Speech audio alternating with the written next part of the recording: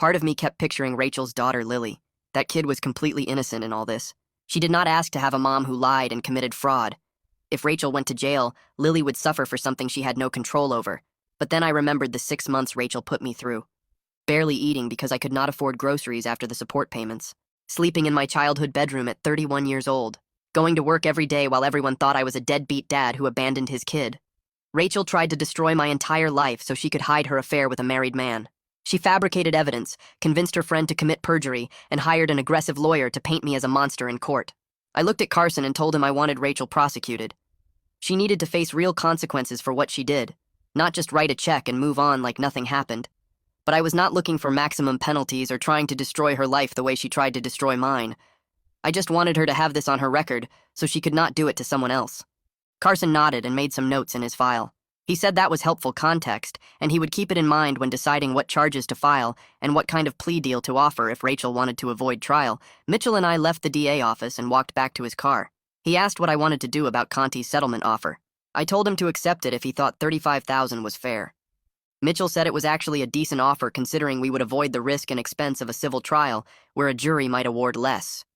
He would draw up the settlement agreement requiring Rachel to pay $10,000 immediately and the remaining $25,000 in monthly installments of $1,000.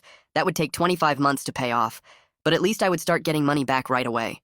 Mitchell sent the signed agreement to Francesca Conti that afternoon. She responded within an hour, accepting all terms. The first $10,000 payment arrived by certified check. Exactly 1 week later, I took it straight to the bank and deposited it, then immediately wrote a check to Uncle Jefferson for the $3,000 he loaned me for the private investigator. I paid off my credit card debt, which had ballooned to $4,000 during the 6 months of support payments. The remaining $3,000 I used as a down payment to buy back my truck from the guy I sold it to. He wanted $500 more than what he paid me, which annoyed me, but I needed transportation. 2 days after the settlement payment cleared, DA Carson filed formal criminal charges against Rachel. 3 counts of perjury for lying under oath about our relationship and the fake conference weekend. 1 count of fraud for the entire false paternity scheme. 1 count of filing false documents with the court. Mitchell called to walk me through what each charge meant.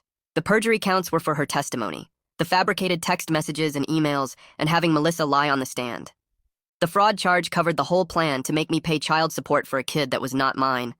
The false documents charge was for all the fake evidence Roth submitted to the court. Each count was a misdemeanor, but together they carried a maximum sentence of 3 years in jail plus fines. Carson was playing it smart by stacking multiple charges, so Rachel would be more likely to take a plea deal.